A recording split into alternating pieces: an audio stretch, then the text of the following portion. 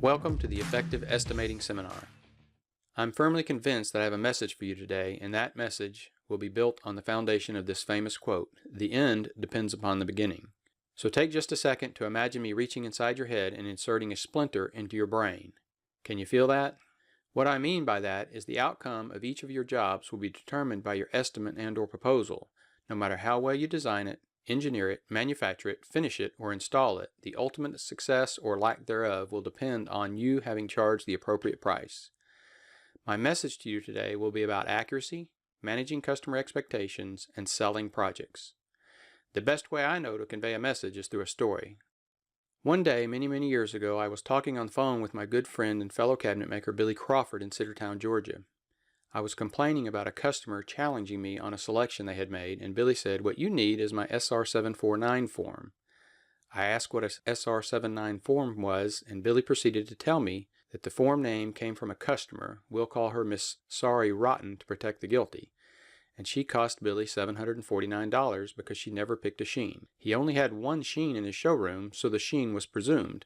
But after the cabinets were done and loaded onto the truck for delivery, she dropped by and said she wanted the cabinets to be glossy like some cabinets she had seen over the weekend in a parade of homes. He told her that it was too late and that the cabinets were already manufactured and finished. She insisted he refinish them at his expense since she had never chosen a sheen. He did, and then created the now infamous SR749 form. This was my room information form the day before my conversation with Billy Crawford, and as you can see, there's nothing here that refers to a sheen. There's several lines that refer to finish type, stain, paint color, glaze color, antiquing, and distressing, but nothing about a sheen. This was my room information form the day after our conversation, and you can see that on the far left where I've circled it in red, we see a finish type and sheen, and then a finished sheen for the moldings, crown, light rail, and additional moldings. We will pick up on this story a little later in our time together. I said I have a message for you, and I think I do, but it's not a message to be preached at you. It's a message based on my experience, where I've been, the road I've walked.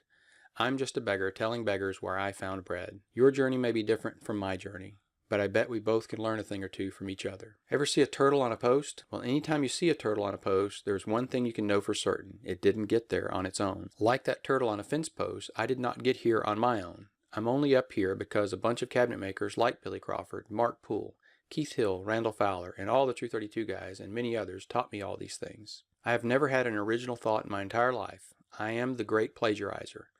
I'm not prejudiced or proud when it comes to implementing other people's great ideas. Again, like that turtle, I don't belong up here. If it is not already abundantly clear, it will become self-evident that I am not a professional speaker. And like that turtle, I don't really know what to do while I'm up here, but I promise you this, I will give this presentation my very best effort. In spite of the fact that I don't belong up here, I do intend to share with you some things that might require you to change something. What do you intend to do about what we discussed today? Intent is what I'm searching for. Do you intend to think about it and ultimately act on what we discussed today? Anyone know the job description of a journalist? Anyone? It's been said that journalists are put here to comfort the afflicted and afflict the comfortable.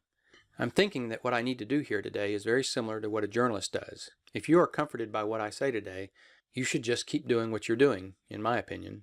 If you are afflicted by what I say today, you might want to consider looking at your estimating system very closely.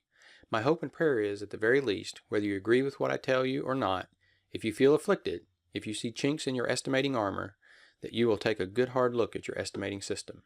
So let's start right here with the small print, and obviously this print is so small you can't read it, and that's intentional. The point is this is a disclaimer. What I'm about to show you is not necessarily the right way, but the bones of this system do not violate the principles I will lay out for you. Nothing I'm going to tell you about what I have done is telling you that you are doing something wrong. I'm just sharing stories about my experience, and it should be weighed carefully before integrating or implementing into your processes. Before we can determine what we should charge for our cabinetry, we must first know what our company's goal is. My company's goal was to make more money now and in the future. What's your company's goal? Based on my life experience, the best cure for poverty is wealth. Did you know that when you make more money now and in the future, you make the world a better place to live in? Warren Buffett basically says the same thing about stocks. Make more money now and in the future. So it must be relevant and right. Also keep in mind that your company's goal is not your personal goal. On any given day that you are working in or on your business, what will have the biggest impact on your business? What you think or what you do? Once you're done pondering on that question, let me ask you another. The better we understand a thing, the better we can fix a thing. Do you believe that statement? Let's see if we can better understand this thing called estimating together.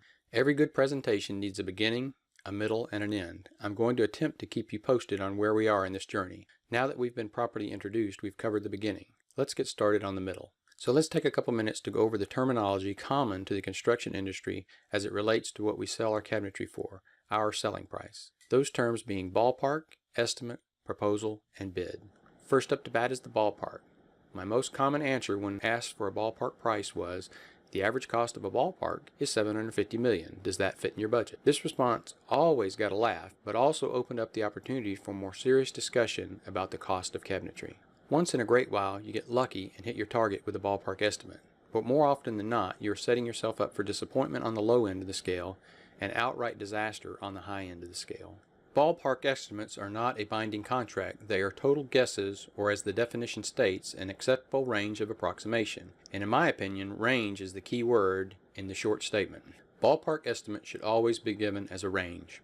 Based on this graph, and specifically the red line, it looks like the term ballpark estimate has been discovered to be problematic, as it trended up for a very long time, but then in the early 2000s it took a downward path.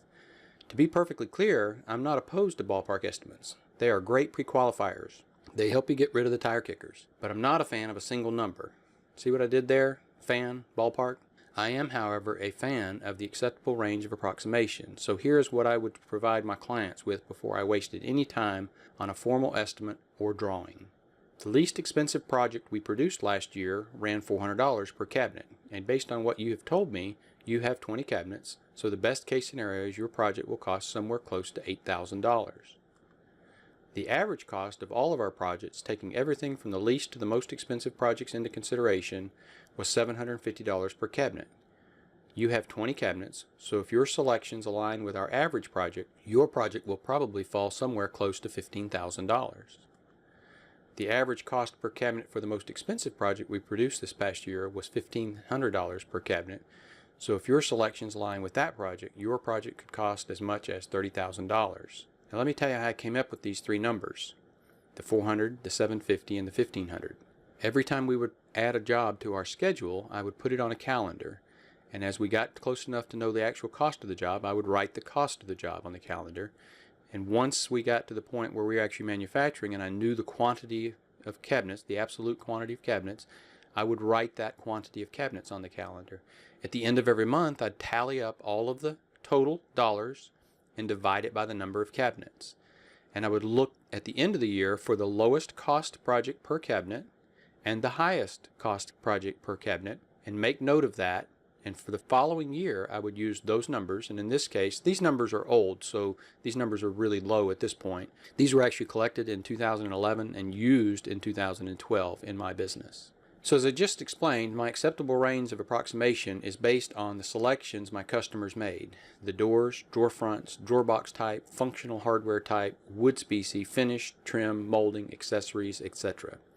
The left photo is of a laundry room using DLV doors, DLV being decorative laminate veneer, and drawer fronts, DLV moldings, white melamine interiors, and grass Zargan system drawers, and no, I repeat, no accessories. The photo on the right represents one of our high-cost jobs with cherry doors and drawer fronts, moldings and trim, and a stained glaze antique distressed level 3 finish, pure bond UV two-sided plywood interiors, dovetailed drawer boxes, utilizing a bloom or grass undermount drawer guide, and a lot of expensive accessories. Somewhere in the middle of these two selection sets are the typical selections that make up our average cost per cabinet. Next up is the estimate, a written statement indicating the likely price that will be charged for specified work or repairs. The synonyms for estimate are rough calculation, approximation, estimation, and rough guess.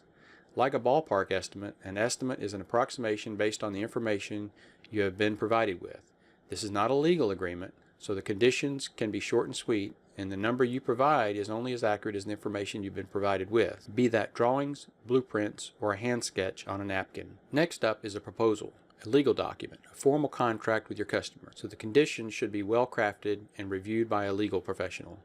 Typically, the difference in the estimate and proposal is the estimate is based off information you have been given, i.e. blueprints, photos, hand drawings, or sketches on a napkin. So an estimate is only as accurate as the information you've been provided with.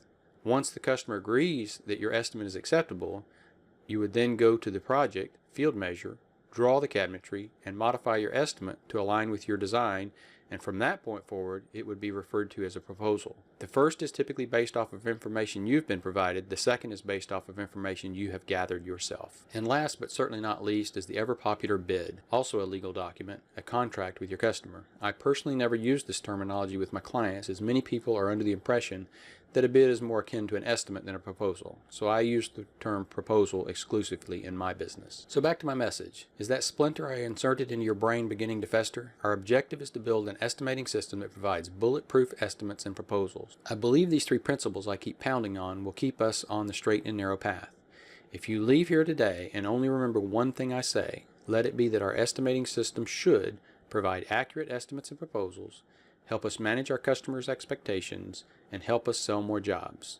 That is what I want you to remember. So looking at these three principles in order, the objective of a good estimating system is to accurately account for the labor, material, overhead, and profit, then automatically, or maybe even a better word would be automagically, translate those costs into a selling price. So we all know that the go-to answer in every question you are asked in Sunday school is God and or Jesus, and that's exactly what accurate is. The Sunday school answer everyone expects to hear when you are talking about estimating systems. Accurate does not necessarily mean perfect, but a consistent methodology of accounting for the material and labor content and then accounting for the overhead and profit. Accuracy is necessary, but not sufficient. A good estimating system can and should do so much more. Everyone reads the slide. You're fired. Gah! Not really, but now this 2% raise won't seem so bad. This job is all about managing expectations. Managing our customer expectations and or creating right expectations just might be the most valuable thing a well-designed and executed estimate brings to the party. People forget things you tell them. Documenting everything refreshes bad memories surprisingly well. Let's pick up on our SR749 form story. As Billy and I were discussing his SR749 form, he said something to the effect, "By the way, Dr. Rotten and his wife are moving to the Nashville area. Keep an eye out for them." To which I replied, "Rotten. Rotten, that name seems familiar," and started rifling through my upcoming job files, and sure enough I had estimated a project for one of my best builders that the homeowner's name was Rotten. Then Billy told me the bookcase story. Billy had built the cabinets for the entire house, but in the great room they had some bookcases, and Billy drew the bookcases with round or semi-round arch. People call them by different names. But the customer took his drawings that he had faxed to him. This was a few years back when faxes were a popular way to deliver drawings. And he drew in a segmental or eyebrow arch and then made a note that he wanted the arches to be shaped like an eyebrow arch or a segmental arch, and faxed that back to Billy. And Billy manufactured as expected. Once the cabinets were installed, the homeowner said Billy had done them wrong and he wanted them replaced. And this happened with lots and lots of the subcontractors on this project. If you didn't nail these people down, they tried to get you to do it at your expense. Anything that they didn't like, even if they picked it, if you didn't have something that documented and said that that's what they chose, then they would force you under threat of being sued, because they could afford to do that. And there were several lawsuits that went on in this house. But the builder stood by Billy and said, "No, here's the drawing that Billy submitted to you, and here's your changes and your notes written on the drawing. So yeah, you can have new bookcases, but they'll be at your expense."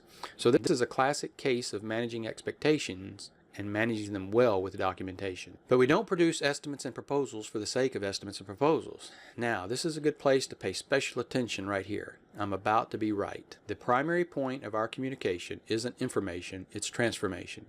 We create estimates and proposals to sell more jobs, which provides more revenue, which provides more profits, which makes us more money now and in the future. One of the best selling tools in this industry is being able to allow clients to play what-if scenarios on their project. Far too many of us see the estimate as a necessary evil rather than a tool to help us sell more projects. So if sales is our primary objective, then our presentation of our estimate or proposal matters. Let's take a quick look at an example of the kind of estimate I'm talking about. Your estimates and proposals should speak for themselves. They should be able to stand on their own. If your customer needs information about your information, i.e. tutorials, instructions, documentation, etc., to understand your estimate and a proposal, start over. There's a great book called Information Architecture if you need help in this department. So looking at this form, we see here that we've got our company name at the top, a little bit of information about the project here, and the title that this happens to be an estimate. If it were a proposal, it would say proposal there. And then we've got the sold to, and the ship to. So if this was a builder and a homeowner, those would be different information. And then we've got some information about the job. We've got the room name, trip quantity, the mileage to the job site, the edge banding detailed out, everything about the cabinet materials and finish of those cabinet materials here, everything about the cabinets themselves as far as the linear footage and quantities of cabinets here. Then we've got all about the doors, the door models and panel profiles, edge profiles, frame profiles, and quantity here. Same thing about drawer fronts. Then we've got the drawer boxes that have been specified. Then we have everything about panels, whether that be a panelized back of an island or a peninsula, or a slab panel island back or slab end panel, appliance panels, and wainscot panels. Listing every item that makes up your estimate and or proposal will remove any inkling that you might be guessing. And anytime a customer smells something that makes them think you are guessing, you encourage them to get more estimates. If they think you're guessing, they wonder if it's a good guessing day or a bad guessing day. Here we've got an itemized list report, and on the itemized list report we're seeing things like this hood liner blower, a Lazy Susan, an upcharge for some 6 light glass doors, then everything about the cabinets and the cost of those cabinets, what type of cabinet, how many there are, and the cost. Then we've got our decorative trim, and that's that hood that the liner goes into. Then here's all of our doors, the quantities and the types and the costs, the drawer fronts, fillers, how many, the size, and then the cost for those. Then we've also got here our functional hardware, our decorative hardware, and our moldings, and our panels, and our toe board. And so we've really accounted for everything that makes up this job. These details also do something I feel is incredibly valuable. They answer your customers' questions before they ask them. You will get a lot less questions from your customers when you provide this level of detail. Less customer questions means less emails and phone calls, which means more time to focus on making more money now and in the future. So if this list had, let's say, for example, some pull-out shelves on it. Let's say you had pull-out shelves listed at $125 each and they had 4 of them. They would know how much 2 cost or how much no pull-out shelves cost. They don't have to call you and ask you a question about pull-out shelves because you've told them what 4 pull-out shelves cost, so they know what 1, 2, 4, however many they might want, or if they wanted to eliminate them because they cost more than they expected. Talk about managing expectations. In spite of all the inflation throughout the ages, a picture is still worth 1,000 words. So here we've got this hood liner that was listed on the list with the cost, and here's the hood itself, and here's the Lazy Susan. Here's our drawer box type and an image of that, the hinge, and our knobs, our pulls, the profiles for our crown mold, and our light rail. So the next few pages, I'm just going to kind of skip through these, but these are other rooms, this being the kitchen island. So if the finish is different, you might want to separate the kitchen from the kitchen island so that you can have a different cost or different door style, different wood species, different finish, whatever those differences are. In this case, we do have them separated. And then here's the itemized list report for the kitchen island and the images of that list report. And then the same thing for the hall bath. And the same thing for the master bath. So on this page, we're looking at our terms and conditions. So our terms are listed here at the top, and then our conditions below. So we see the terms here and the conditions here. Your conditions are just one more opportunity to sell, sell, sell, and manage customer expectations. So I'm going to read what is on this page. This text is probably a little small for you to read, and if I skip through this very quickly, you'd have to pause to be able to see this. So I'm just going to read this for you because I think it's important that we understand what's here and know, obviously this is editable within the software. You could come in here and type anything you want, but an estimate should be short and sweet, and it should be making an attempt to sell the project. So here's what this text says. We would like to thank you for giving us the opportunity to provide an estimate cost for your cabinetry project. The following estimate is valid for 30 days from the date listed above. This estimate was determined by information provided by you, the homeowner or builder, i.e. blueprints, sketches, or drawings, and is subject to change based on the accuracy of that information. The following estimate includes all labor, material, and sales tax to produce, deliver, and install this project. If this estimate meets your expectations, we would like to begin the design process. This would require you to approve the design fee listed below. In return, we will provide you with computer-generated elevation, floor plan, and 3-dimensional views of our proposed design. If you choose to purchase your cabinetry from us, this design fee will be credited toward your cabinetry. If you choose not to purchase your cabinetry from us, the drawings are yours to keep, and you can freely share with others to assist in achieving their ultimate cabinetry design. This design fee allows for 2 design change requests Further changes will involve a nominal charge for each additional design change. Today, after reading Donald Miller's Building a Story brand book, I would use his brand script to refine this to an even more compelling message about purchasing cabinets from my company. Now let's take a look at the flagship page of every estimate or proposal, the page with the bottom line numbers on it. I know it does not look like it, but this is a selling machine right here. It tells your customers what their project will cost, but also tells them how much and when they need to send you money. A great way of managing expectations. Ideally, what prints here should be the byproduct of the choices you make as they relate to the design fee and the terms. In other words, the configuration should be based on the terms chosen, i.e. due upon completion, net 10, net 30, 50-50, 50-40-10, whenever you feel like paying me. Whatever those terms are, this page, these numbers here, and then this payment schedule should be dynamic.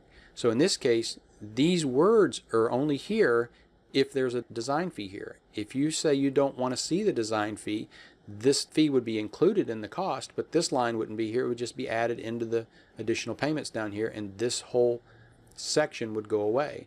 So this should be dynamic. That's another thing that's really difficult to do with a spreadsheet, is to create a dynamic page like this. This part of the page up here that lists the rooms, if we change the room quantity to 2, this should double in the totals column. So we want this form to be dynamic, and we want it to change with changes in the job. And of course here we're asking the contractor to sign, the customer to sign, and we're telling them with the directions below exactly what happened, and everything is time stamped always. So you've got all the information for the customer, for the builder, everybody that needs to see it on your report. Now that we've seen what a good estimate should look like, let's talk about this report. If you've ever heard me say an estimate is sexy, it's because I see this level of detail as a full-figured estimate. A full-figured estimate makes certain your client is comparing apples to apples, not apples to broccoli, which might beg the question, how can I create a full-figured estimate? Now let's spend a few minutes looking at the mechanics of building something that can do the math part well. But first, let's talk a little bit about what made me build this in the first place. After I converted from face frame cabinetry to full access cabinetry, breaking my finishing constraint, my new constraint was the market. We could produce more than I could sell.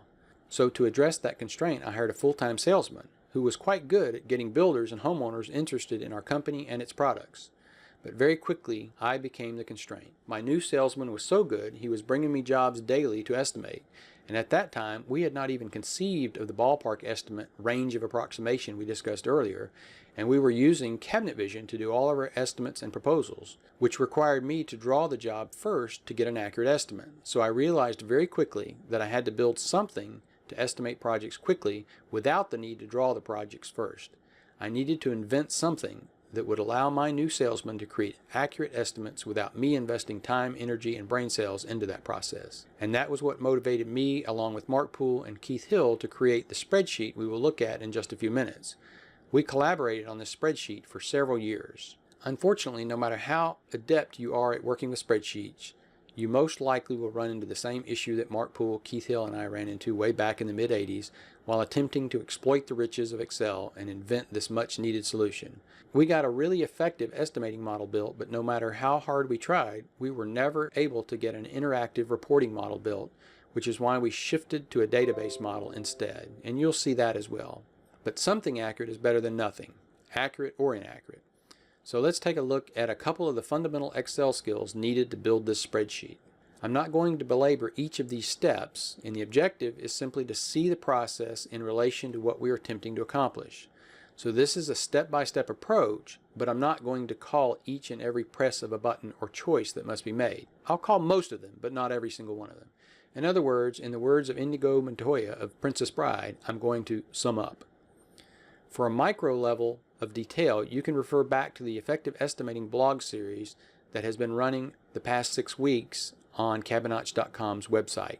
So whenever you're listening to this, if you go back to the Cabinotch.com website, you may have to search for it, but there will be a blog series of 6 posts that ran over a 6-week span, and you can search for effective estimating, and you should be able to find those blog posts, and then you can see this literally step by step. I actually detailed out every single step in those blog posts. First, let's pretend to open a new blank worksheet. And again, I'm going to open this Excel spreadsheet here in a moment and we'll go through it. But I need to walk through this because doing these things live is very dangerous. It's like walking through a minefield. So I'm going to do this way, and then we'll just look at the results rather than try to actually do it on screen, because Excel will embarrass you every single time.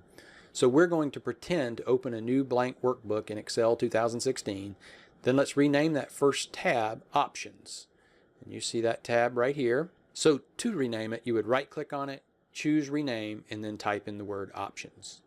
Now let's add a second tab by clicking on the plus sign right here to the right of the first tab and name this new tab Price Worksheet. So you see that's what we've done here. And if we wanted to add another, we would just click on that plus sign again. And now let's add our headings to our Options tab. So we're on the Options tab and we want to add these headings. So I've added a heading called Door Style, Design, and Material. And while we're here, I like to fill these in with some color and make them bold so that they stand out over the data we're going to add below them. Now let's add our door style options. So here we've gone in and added the data itself. So this could be anything you want. You know, the door company I bought from was Conestoga, so this would be a CRP10 and a TW10. You would use their model numbers, but for simplicity's sake, I've just used the alphabet here. And then we've added the design cost and the material cost. This portion is nothing more than typed text, and again, I like to make my cost fields have a fill color, in this case green, the color of money. So you see here that all of the things that are associated to money are green. You will also need to change the number type of all the cells related to money from general to currency. So I've already done that, but you would want to change this here up in this number pull down. You would change it. It would be general by default, and you want to change it to currency if you want your spreadsheet to be sexy. And who doesn't want their spreadsheet to be sexy?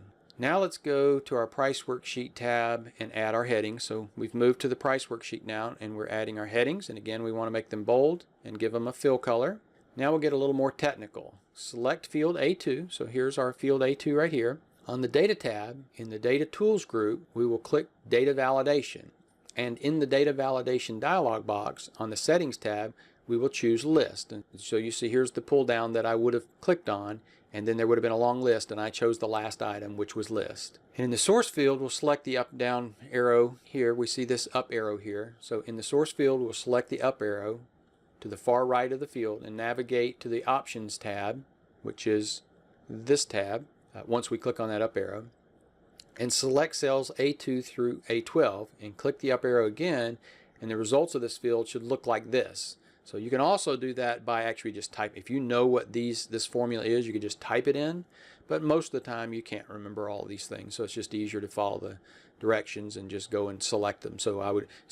But this is saying that this source is equal to the location of options and then the fields A2 through A12 and their absolutes is what the dollar signs mean. And so then you would click OK.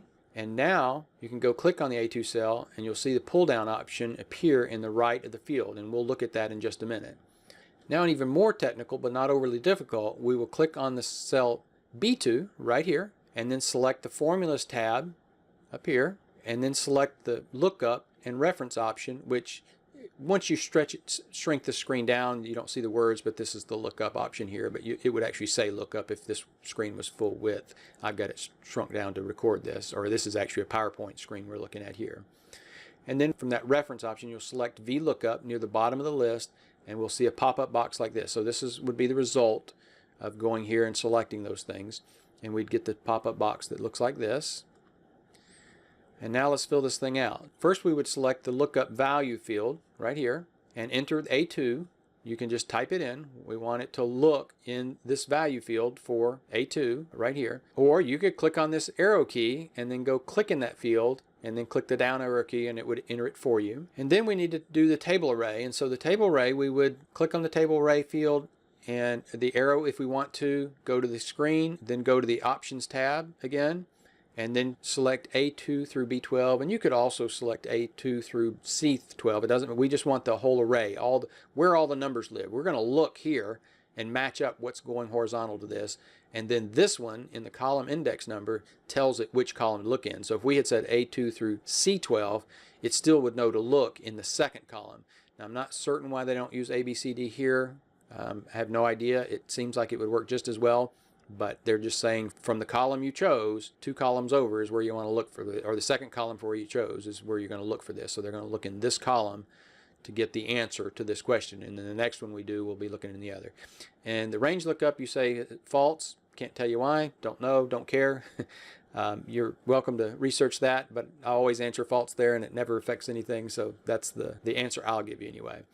We don't want to forget to set our field types again, so we would set the field types to currency once we get done with that. Now let's repeat what we just did with 2 slight variations. So this time we would be selecting C2 over here, and we'd be doing the exact same thing. We would either use the up arrow to go to this A2 field, or we could just type in A2. Then we want to go do this whole thing again, table array, click on the up arrow, go to the options, select A through C12, and the difference here is the other one had A2 through B12, but this time we're going A2 through C12. And then we want to say look in the 3rd column for your answer and set this to false. And what we've done here is utilize the 2 most effective tools in Excel to reference costs. The first was creating a pull down to select our cost option, in this case a door design. Then we created 2 VLOOKUPs or value lookups that look at the selection and compare it to the range of fields or table array for what that value is based on our selection. And again, I will look at this in just a minute, exactly how this works. A third Excel superpower is the if statement. And we'll look at several examples in a moment, but actually creating them is simply beyond the scope of this session. But fear not, you can learn everything you need to know about if statements on YouTube. You can learn anything you need to know on YouTube, even how to change the light bulb in your 2006 Honda Ridgeline. Trust me, I know. If your design field or material field do not recalculate when you select another style, you will need to select File, Options, and Formulas, which will bring you, in Formulas being here. So you'll pick File and Options, and then this screen will come up when you click Options, and you'll want to pick Formula. And you just need to make sure this radio button here is ticked. It a lot of times will default to this, or for some reason something else you've done is have it set to manual, and you would have to refresh the database to be able to see your list, and you don't want to have to do that. You just want to be able to click on that down button and see that list. So that's it, we're done. Now let's take a quick look at the end result in the real spreadsheet we just built, and we will take a peek at a couple other spreadsheets that may help you on your spreadsheet building journey. Alright, here's the little actual real live spreadsheet we just built. And so you see here we have the Options tab, and it has our door styles here, our design cost, and our material cost. Then we have our price worksheet. And so when we select this pull down, if we select H, we get a specific cost, and these are just totally made up numbers. They mean nothing, but you see how this works. And then you would pull this data somewhere else. But as you can see, this is just an effective tool, this being able to have a pull down box that refers to data in other fields and populates those fields based on what you're selecting. This is the best way to build an estimating system if you're going to use a spreadsheet. So let's also look at another spreadsheet. This being a spreadsheet, and I haven't spent any time cleaning this up intentionally. I kind of want you to see the workings of something as it kind of develops from basic to a little more complex, this being the more complex. So if we look at any one of these tabs here, you see they're actually named what they are. So this being hand wiped glaze finishes. And so I've gone through here, and every single finish that Conestoga offers, natural, wiping stain, all these finishes I've listed down through here. And so I have a grid that shows what the price would be if I chose any of those, but I've got to come here and kind of look across and look at all these numbers. And it gets a little difficult to look at in time. And then, you know, each one has its own page. But this is also my storage place. So I am, in the end, using this right here in each of these. But I'm not having to come to all these pages once I got done. So once I got all of these built where I could have used those, I came back and I said, okay, so here's my finished processes, the main meat of this system. These are actually the cost related things of an antiquing or distressing. All those things have costs built to them, but these are your main costs. So here we have a design charge, which is per door, and a per square foot cost. And so we're looking at these finishes, and then we're able to come over here and say, okay, natural finish. So here I can actually pick that natural finish or any other finish by just clicking in this box. So any of these fields here, we're doing exactly what we did in that demo spreadsheet. Come in here and you pick any of these finishes, and you see that it completely recalculates. These here are actually listed here. So True Tones, low complexity. And then these are being pulled from here, from one of these tabs. So this hand glaze If we choose that, so we see it's $5.75 and $2. If we choose the pinstripe glaze, the cost goes up. Right now we have no antiquing. So if we click that field and we say we do want it to be antiqued, it adds the $4 per door and $1 per square foot to this cost. And then no distress, we say, hey, we want distress level 3. It adds $7 per door and 50 cents per square foot. So you can see how this active model, this dynamic model, is really powerful. Now, this right here is a little more complex than what we did before. This is somewhat easy as far as the pull down, but over here to be able to pull from all these different areas, I've actually used if statements as opposed to VLOOKUPs. And so you see how complicated this gets. It's not terrible, but I'm having to go look at different tabs. So I'm going to go look at a tab called Distressed 1 or a tab called Distressed 2 or a tab called Distressed 3. You see those tabs down here. And then I'm looking at a certain field. So I'm just saying if K4 and K4, here's column K and row 4 right here, this distress level 3. So this is the field we're on. So if K4, we're in M4, and if K4 aligns with this tab, Distress 1, D2, then do this, and then if it's this, then do that, and if it's that, do that. So I'm basically saying I'm looking at for one of these three prices because I'm having to refer to different pages here because there's three different numbers. Now I could have put them all on the same page. It didn't have to be on different tabs. But if statements are really powerful. They get really complex. These are just sums down here, but you see how complex this gets. It run off the page here when I'm trying to look at all the things I'm looking at here. These are a little more simplistic in that they just have a few tabs and things I'm looking at. But when you get to this here, you're really having to look at a lot of information to pull that information. So these are the bones or the fundamentals that it takes to build a really powerful spreadsheet. Again, we didn't find in the end that we could build the reporting models that we wanted to report, so we abandoned spreadsheet. But if you have more time than money, you might want to pursue this and just work on it yourself. You'll have the fundamental tools you'll need to do that by watching this video series. Otherwise, look at the database model, and we'll look at that in the middle of the next section. So we'll go back to our PowerPoint presentation and we'll work for a little while, and then somewhere through there we'll jump out and we start talking about the what if scenarios and look at the database model. But you see here we have a working model here just about finishes. Now we'll look at one more spreadsheet, and keep in mind with this spreadsheet was last touched, if you can see by the name of it up here, 2001. This spreadsheet was last touched in 2001, so none of the prices have been updated, but this is actually what led to the current database version of the software that we have. Initially, Mark Poole, Keith Hill, and I just passed this back and forth to each other and continued to work and work and work until we got something that made sense to us. So it's pretty simplistic, and I'm going to just kind of walk through here with you. So we're going to make some assumptions. So let's say we're going to say we've got a job quantity of 1. And keep in mind that every single room actually needs to be a different spreadsheet, and then you got to kind of add them up somewhere. You can't really, every time there's a different finish or a different door style, theoretically you need a spreadsheet for each and every room for this to work well. And that's what we did for a long time. So let's say we got 32 miles to the job site. These are some defaults that could be changed if they needed to, but these are markups for sales tax and sales commissions and all those things. So these can be anything you want it to be. We're also setting the height of our cabinet so that when we're calculating square footage,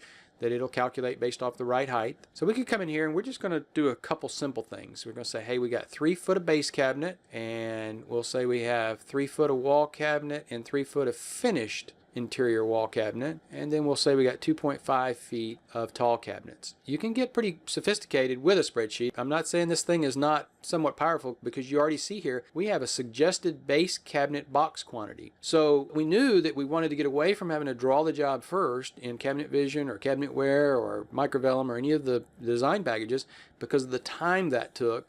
And we never get 100% of the jobs we bid. So we wanted to only draw the jobs that we actually won. And so that was a very effective tool for me, especially protecting me as the constraint. But you remember we talked about those 3 ballpark prices that we could come up with. Well, this was one of those ways we could do something very quickly in the showroom, or at least a first pass estimate to get rid of the tire kickers. Instead of saying, okay, we've got 1.36 boxes suggested, because we said 3 feet, typically a cabinet that's 3 feet wide is 1 cabinet. But based on the averages, it's saying we would need 1.3 boxes. So if you just want a down and dirty ballpark estimate, you would come to the most common cabinet, which is a base drawer of repair doors. Now, it doesn't account for some things being 3-drawer stacks, some things being 4-drawer stacks, some things being false front over repair doors for sinks and things like that.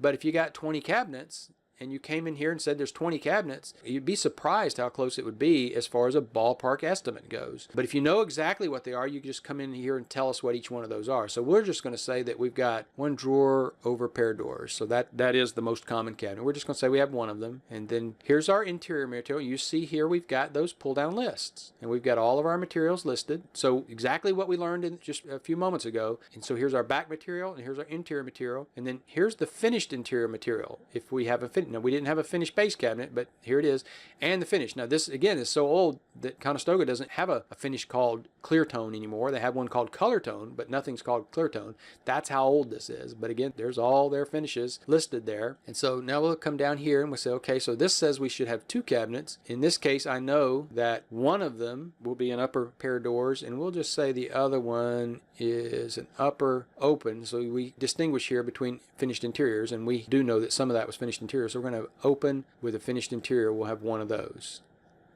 And then the tall cabinets, we knew we had 2.5 feet, and we'll just say that we've got a 4-door pantry. One of those, and we don't have any vanity cabinets. And now we've given you suggested quantities on the doors. So you're going to enter your doors here if you're going to build them in-house, and you're going to enter them here if you're going to buy them from someone. So I need 4 doors here, and they're going to be Conestoga CRP 10 door made from hard maple with a color tone finish. And then drawer fronts, I just need 1. I'm going to buy those out, and again CRP 10 hard maple. And then we need 1 drawer box. So this is our suggested quantity. We'll say we want 1. All of these brown fields are suggested quantities, and I actually typed in 4 in the drawer. All right. And so I'm not going to add applied ends or any of that stuff, but I will come in and you see we got a suggested footage of crown. Well, I can't buy a 6-foot piece, so I'm going to say 8 and 8, so an 8-foot piece of crown mold and an 8-foot piece of light rail. And here's the crown. Its cost on, again, these are pulling from these other tabs. And so now if we come to the job total, we've got a job total already for these 2 cabinets. Now again, this 2001 price. But we also, this is very simplistic here. All we've done is just list all these things and just we add them to the total. So if you said, hey, I've got an 18-inch round Susan, you just came in here and said 1, then it would add that cost at $53. It would transfer down to the bottom here, and then when we come to our total cost, it'll be in this list of numbers somewhere up and through here. We'll have that accessory added to this, but here's all our markups. So here's our job subtotal, and then everything's marked up. So it's a very effective way to price a job, but what you're looking at on the screen is kind of what you got to print and give to them, which is not very attractive.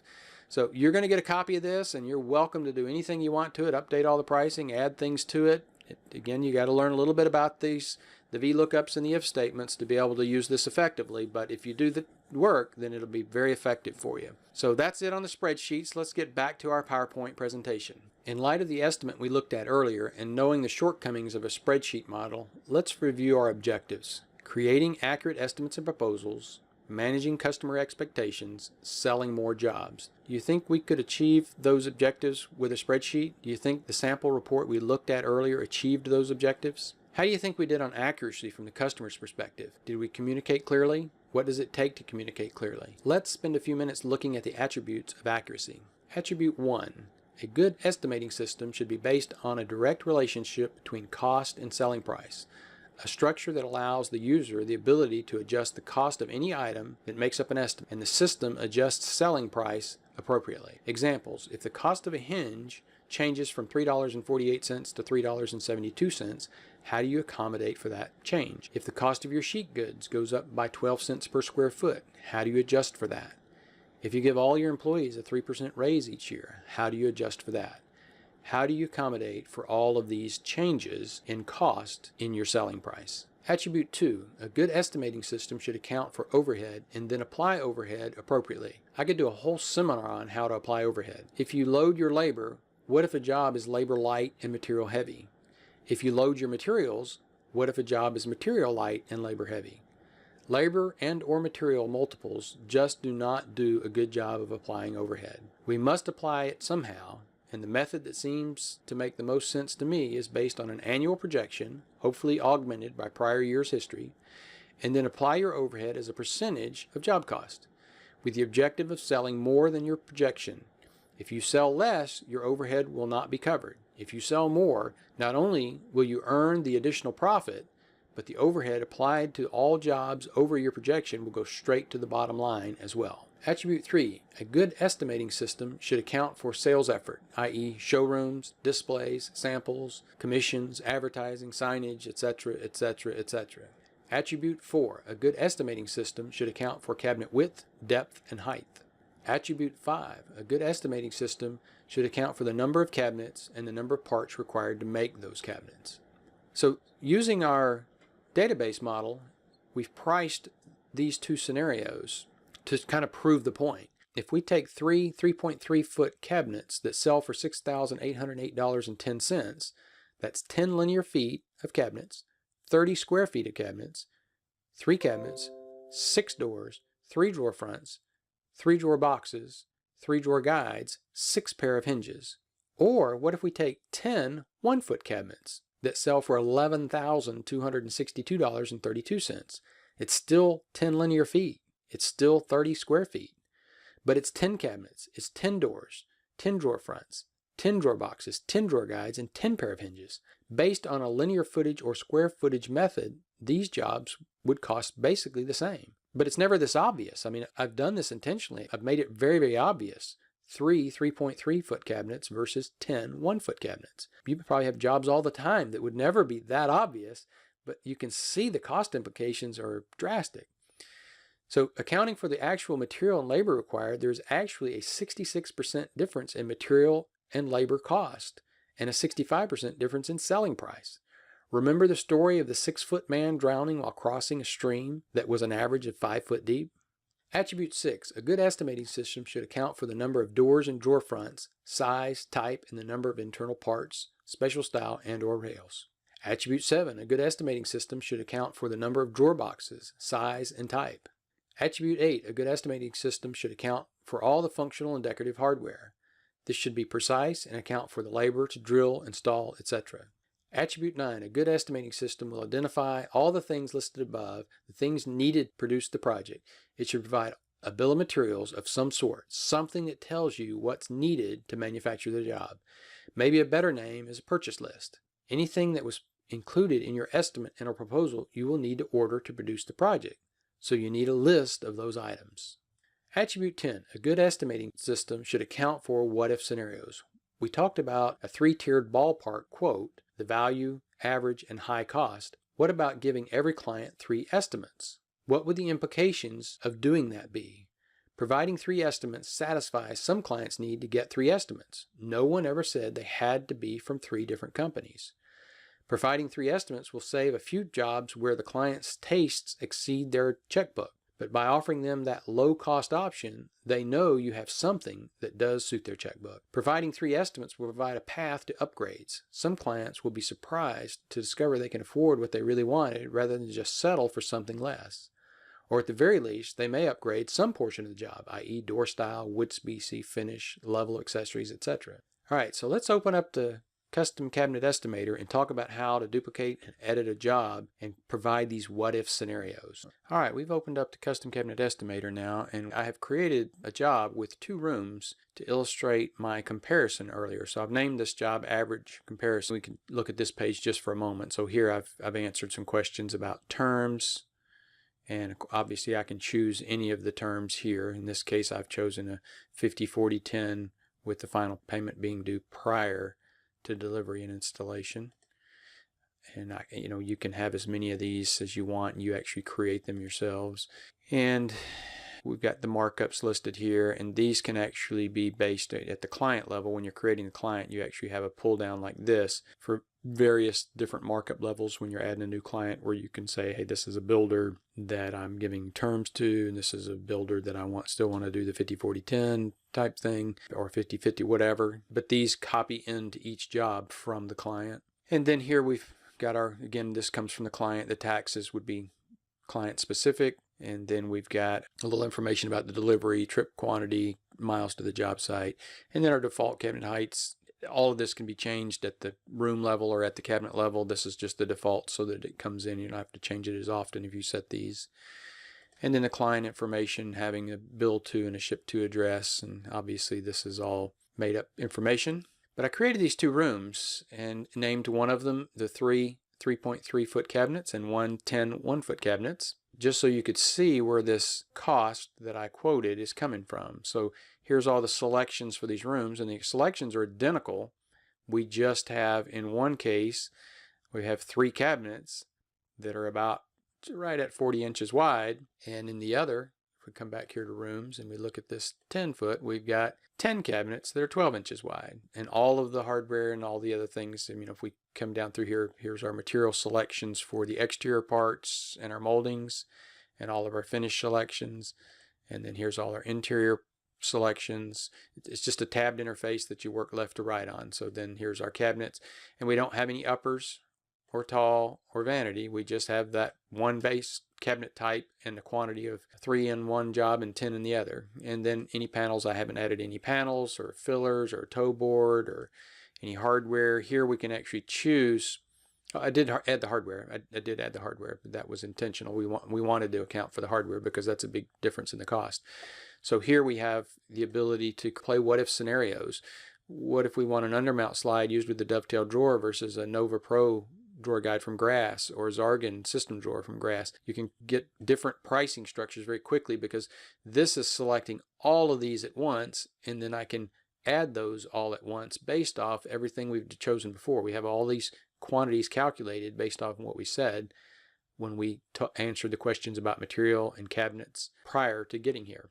And then accessories, I haven't added any accessories or trim and molding. So there's how I came up with those numbers. So here we're on the 10 1-foot cabinets, $11,262.32. And if we go back to the other room, we see that the cost is $6808.10. And if you're using a linear footage method with no type of add-on or anything like that, you're basically given the same price, hopefully the $10,000 price, because there's a significant difference in those two scenarios. The next thing I wanted to do is go back here to rooms, and let's just duplicate one of these rooms. So here's our 2 rooms, and we can just come into this 10-foot room, duplicate that room, and I get a little pop-up. And this process is, kind of tell me what it's going to do. And I say, yeah, I would like to duplicate that room. I don't want another room just like it. And just illustrating how you can play those what-if scenarios. Now, all it's done is kept the same name and said duplicate, but I might come in here and do like a low, medium, high, or value, average, and high, however you want to do it. But we'll just say this is our low estimate. And so we'll take that and say, okay, that's good, and close it. So we have this new job called 10 1-foot cabinets low. So in this default setup part up here, we have the ability to create default terms, markups, materials, and materials is this whole section here. And so we can answer every one of these questions here and then just fill it all in at once with a single field. And we can do the same thing for hardware and letters. So this is a really powerful feature. You can come in here and say, well, instead of this Verona door, I'm going to use this Delray DLV door. And so it's going to recalculate the entire job. And now you see the cost went down to $7,184 that quickly. Now, you still might have to come in and change, something here in trim and molding. We didn't add any to this room, so we don't. But we would. If we had added wooden crown, we would want to come back and just delete the crown real quick and add this crown, the crown that was chosen here on this page, and light rail. So we've basically provided a what-if scenario of if you used our least expensive option here, and we might even come here and in this case, that option actually even changed the material here to white melamine. And I suspect on the hardware, it chose a Dynapro drawer, so I could have chosen a less expensive option there. I could have used a Grass Zargan drawer and saved even more money. But you see how quickly you can create a what-if scenario using this piece of software. So let's go back to our PowerPoint presentation and see if we can get through this thing. All right, we're back at our attributes of accuracy. We had gone through the first 10, and now we're at 10.5.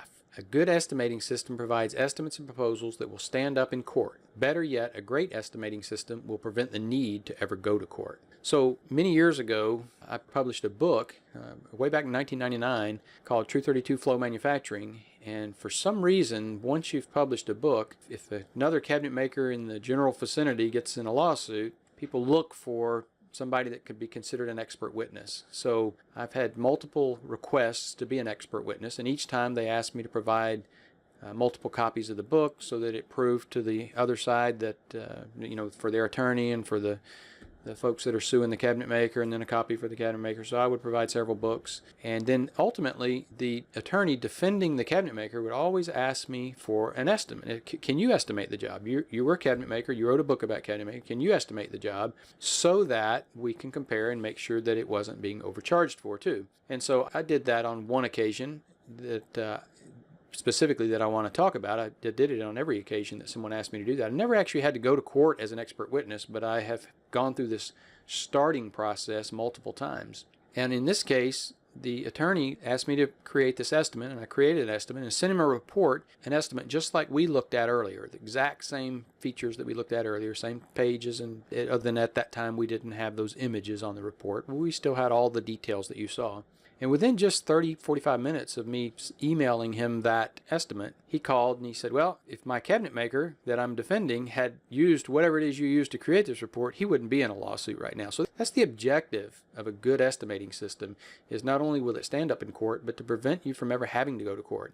In this case, a pretty simple thing. It could have easily been prevented. So in the initial design discussions, the cabinetry was going to be, as I understood it, to be some sort of shaker style, everything walnut. So everything was listed on his estimate, which is a very simplistic form, something out of Word, I'm sure, mostly typed information with just a single number. It didn't have anything broke down. And it said that, all the doors would be solid walnut, all the drawer fronts would be solid walnut, what the cabinet boxes would be built out of, and all of that. And as they get further through the process, the designer came to the showroom with the homeowners apparently and decided that it would be more appropriate in their style of home to have a slab door, to have a more contemporary look. And cabinet maker was more than willing to accommodate, and he did, but his paperwork never reflected that that door would now be an MDF core, and it's the right thing to use. It's the only thing to use if you're going to use doors, and especially if you have large doors, is to have an edge-banded veneered MDF core door so it won't warp, even with battens. It's just a bad idea to try to make a especially walnut door out of solid wood. And so he did exactly what he should have done, and no one ever said anything until they were completely done and they owed that last 10%. And they decided they didn't want to pay the 10% and said, we're not going to pay it because the doors weren't solid walnut. But had he used the custom cabinet estimator, then it would have had on that report what that door was made from, whether it was solid wood or whether it was an veneered MDF core. You get to create your own description. So when he made that change, he would have gotten a new price, and he would have gotten a new description to provide them with a new contract. And you'd have a very legally binding contract rather than something that he printed out of Word with a single number and just a brief description about the cabinetry. So that's a point that I really wanted to drive home, is that your estimate system should provide estimates and proposals that will stand up in court, and even better, to prevent the need to ever go to court. Warning. These attributes of a great estimating system are not a menu to pick and choose from. You can't say to yourself, I think I'll use 3, 7, and 10.5. This is an all or nothing proposition. To qualify as an effective estimating system, it really is an all or nothing proposition. Since we've beat the accuracy horse to death, let's return to managing expectations. How do you think we did on managing customer expectations with the reports we looked at earlier? This is a good place to pick up on our SR749 form story. My builder talked with Billy Crawford's builder. All the subcontractors were notified about the problematic client. Everyone was on their toes. They crossed their T's and dotted their I's. We locked everything down with our estimates and proposals. All subcontractors were paid. No one was threatened with a lawsuit. No one had to redo anything. Homeowners were happy. Builders were happy. Subcontractors were happy. Happy ending to the story, because everyone went out of their way to present accurate estimates and proposals. Everyone used their estimates and proposals to manage expectations. And ultimately, the builder said that this project was one of the first projects where the homeowners never asked to substitute a subcontractor of their own choosing for the builder subcontractor. We all sold the job using our estimates and proposals. Now, last but certainly not least, let's start down the home stretch with our third attribute of a good estimating system: selling with our estimates and proposals. Some of you were enticed to attend the seminar when I said in an email blast or blog post that I would be sharing a sales technique, if it can even be called a sales technique, that I actually did for years. But not only was I not really aware that I was doing it, I didn't think I could have articulated it in a comprehensible way had I known I was doing it. For lack of a better term, I will just say that I had an epiphany while reading War and Peace earlier this year. Anyone else read War and Peace recently? How about ever? It's a big book. One of the book's protagonists, Pierre Bezuhoff, is on a spiritual journey throughout the story, and only after being captured by Napoleon's army and spending months in some of the worst living conditions a human can endure does he actually discover his God and his purpose for living. Towards the end of the book, the author uses a drawer analogy to illustrate the profound change in Pierre. When conversing with others, he looked for things he could admire about the person, admirable attributes, i.e. physical traits, discipline, humility, kindness, generosity, manners, confidence, honesty, gratitude, commitment, passion, sense of humor, etc. Pierre would open the drawer that metaphorically holds the admirable trait, take it out, admire it verbally and respectfully, return it to the drawer. All those that were not fond of Pierre in his earlier days fell in love with him in his latter days, and coveted spending time with him in conversation. Unbeknownst to me, one of my most valuable assets was my ability to execute this precious item in a drawer process, drawing it out, never criticizing, but admire it and respectfully return it. I knew I was doing something right, but was not sure how to articulate it until I read War and Peace. Melanie, my office manager, once attempted to point it out to me, but I discounted her appraisal.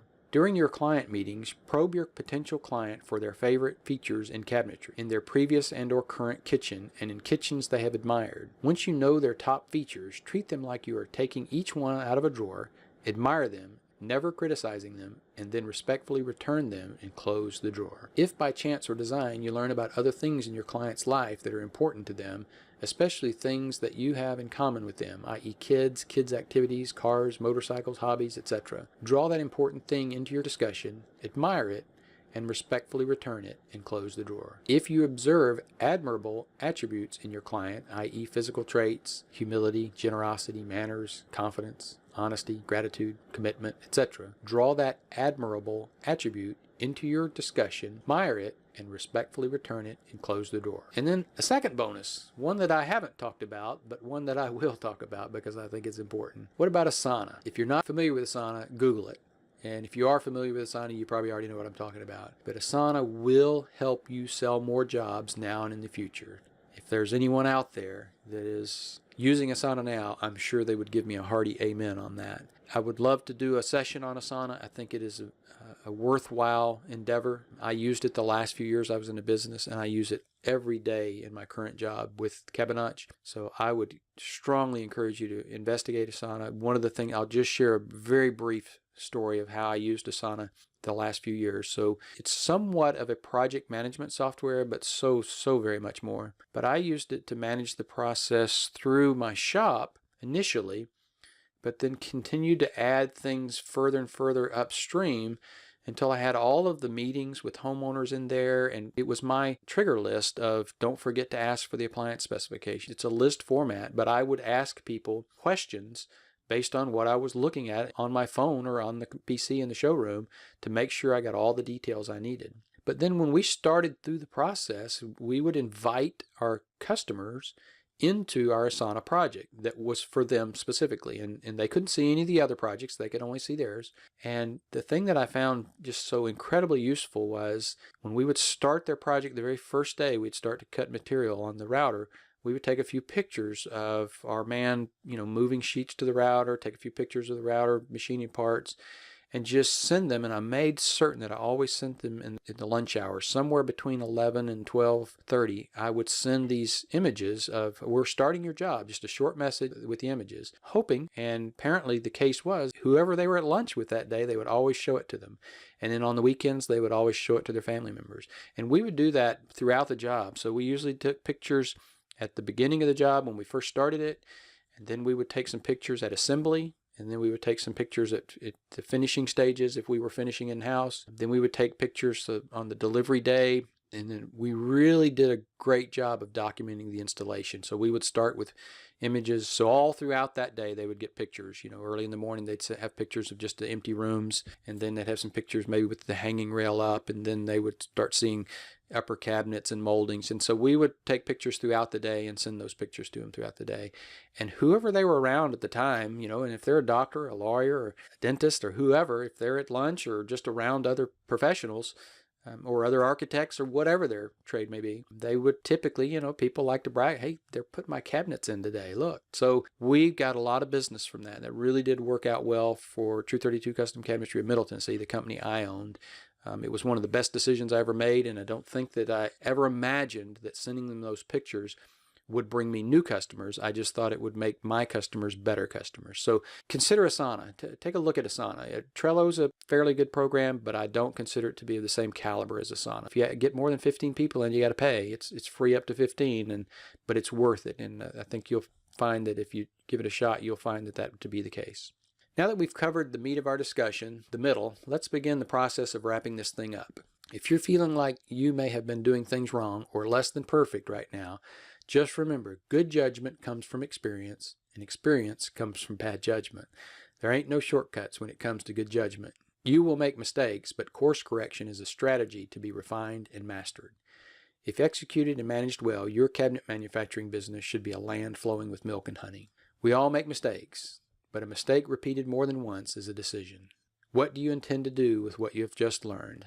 I have some good news and some bad news. The good news first, everyone that I have observed that has done this work has improved their financial standing. The bad news, statistically, most people won't do the work at all. My advice, break the statistic. Be the 1 or 2% that chooses to do the work and reap the benefits. Don't be most people. Become a noble contradiction. Be a passionate cabinet maker. Craft your estimates and proposals with the same care and attention you give to your cabinetry. When should you do it? When should you work on your estimating model? According to Daniel Pink, there are 3 types of people: morning people, night people, and time ambivalent people. If you're a morning person, capitalize on your very best focus time and work on it before lunch. If you're a night owl, it might make sense to work on it in the evening or late night. And if you're time ambivalent, any convenient time will work just fine for you. A great rule of thumb is do your analytical work during your peak, your administrative work during your trough, and your creative work during your recovery. In closing, estimates and proposals are about accuracy, managing expectations, and selling more projects. Are you ready to begin the next phase of keeping things exactly the way they are? Or what would you change if you could consistently make more money now and in the future? How would you walk? How would you talk?